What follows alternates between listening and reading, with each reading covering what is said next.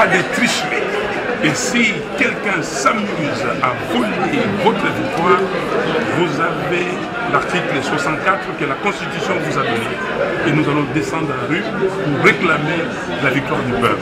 C'est un jour exceptionnel en République démocratique du Congo, une journée chômée et payée afin de laisser la place aux Congolais de se choisir les dirigeants qui vont bénéficier d'un mandat législatif pendant les 5 prochaines années. Le matin du mercredi 20 décembre 2023, la situation était généralement timide. Le vote a commencé avec un retard, contrairement aux heures prévues par la CENI. Plusieurs centres et bureaux de vote ont réceptionné les machines avec retard.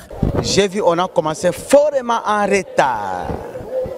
Et les témoins et les observateurs, au moment où les observateurs et les témoins doivent être présents, on les a fait attendre. 7 heures, je n'ai pas encore voté. Je ne comprends pas une désorganisation telle que je suis rentré à la maison. Je suis revenu ici vers 11 heures. Impossible de voter. Je suis reparti à la maison, je reviens maintenant. Je trouve une maman qui est là-bas depuis 7 heures, elle n'a pas encore voté, je ne comprends pas. Seulement, l'engouement se fait voir partout, ce qui confirme davantage l'adhésion considérable au processus électoral qui est à son 4e cycle en République démocratique du Congo. Le vote s'est bien déroulé, mais le problème est que nous les agents qu'on nous avait mis comme le témoin, ce qui nous a étonné, les électeurs sont venus après le témoin, mais les électeurs ont voté avant les témoins.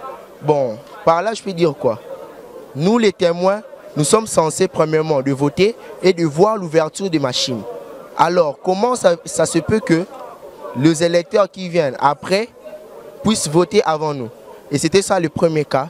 Et le deuxième cas, c'était le cas d'ouverture. L'ouverture, nous le savons bien, on nous avait signalé de venir même en 5 heures. On était là depuis 5 heures, mais on voit le matériel d'abord arrive à 10 heures. Et l'ouverture a été à 11 heures.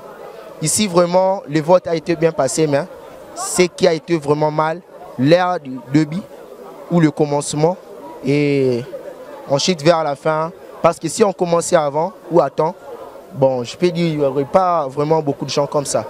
Oui, on a voté. On a voté, on a voté. Voter l'équipe bien, vote libre, démocratique et transparent.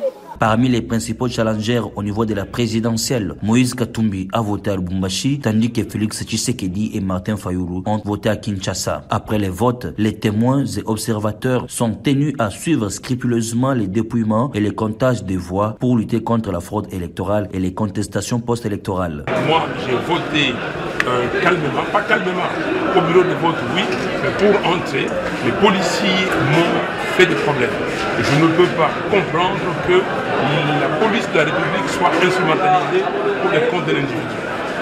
Mais vous avez vu la réaction du public et nous attendons le résultat. Merci beaucoup. Selon le calendrier de la Commission électorale nationale indépendante, la publication des résultats provisoires est prévue pour le 31 décembre 2023. La particularité de ce scrutin, c'est d'avoir inclus les élections municipales, contrairement au cycle précédent qui ne s'est limité qu'à l'élection présidentielle, législative nationale et provinciale.